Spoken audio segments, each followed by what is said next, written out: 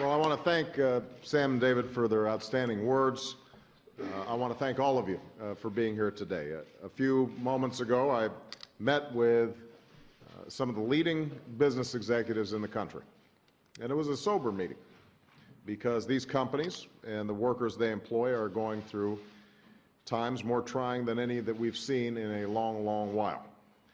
Just the other day, 7 of our largest corporations announced they were making major job cuts. Some of the business leaders in this room have had to do the same. And yet, even as we discussed the seriousness of this challenge, we left our meeting confident that we can turn our economy around.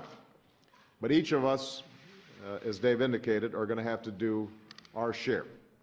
Part of what led our economy to this perilous moment was a sense of irresponsibility that prevailed in Wall Street and in Washington. And that's why I called for a new era of responsibility in my inaugural address last week, an era where each of us chips in so that we can climb our way out of this crisis.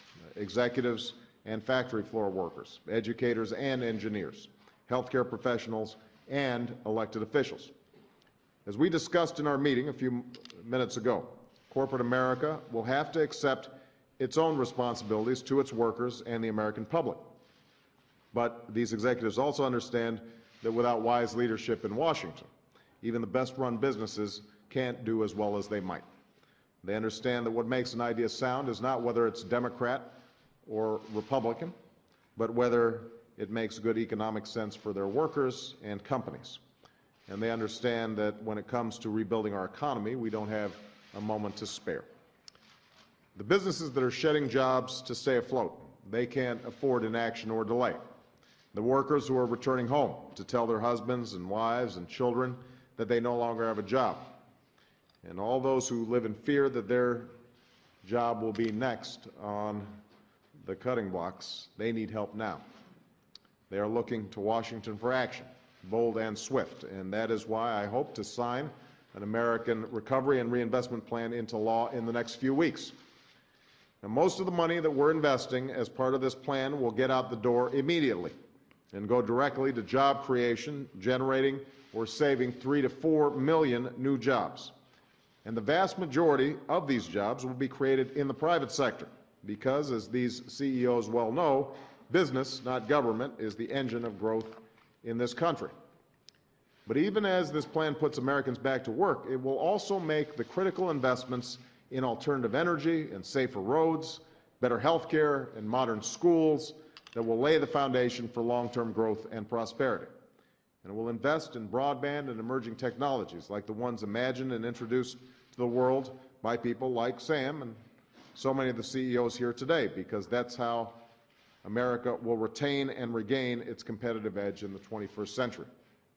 I know that there are some who are skeptical of the size and scale of this recovery plan, and I understand that skepticism, given some of the things that have happened in this town in the past.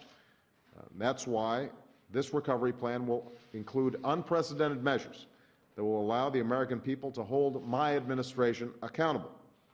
Instead of just throwing money at our problems, we'll try something new in Washington. We will invest in what works. Instead of politicians doling out money behind a veil of secrecy, decisions about where we invest will be made public on the Internet and will be informed by independent experts whenever possible. And we will launch a sweeping effort to root out waste, inefficiency, and unnecessary spending in our government. And every American will be able to see how and where we spend taxpayer dollars by going to a new website called recovery.gov. Because I firmly believe what Justice Louis Brandeis once said, that sunlight is the best disinfectant. And I know that restoring transparency is not only the surest way to achieve results, but also to earn back the trust in government without which we cannot deliver the changes the American people sent us here to make.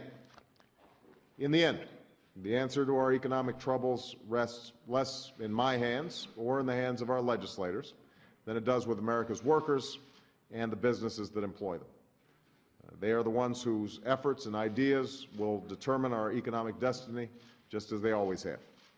For in the end, it's businesses, large and small, that generate the jobs, provide the salaries, and serve as the foundation on which the American people's lives and dreams depend. All we can do, those of us here in Washington, is to help create a favorable climate in which workers can prosper, businesses can thrive, and our economy can grow.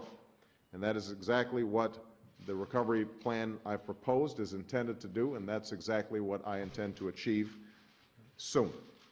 Thank you very much for being here.